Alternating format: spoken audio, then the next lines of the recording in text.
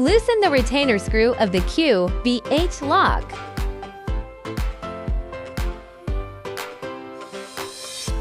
Pull out the QVH lock.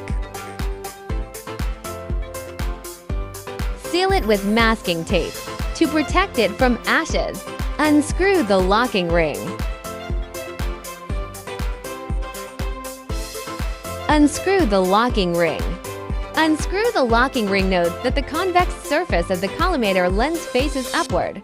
Replace the complete screw on the locking ring. Insert it into the body of the gun. Slow parallel insertion. Place the marker on the bottom of the QVH lock, aligned with the upper set screw.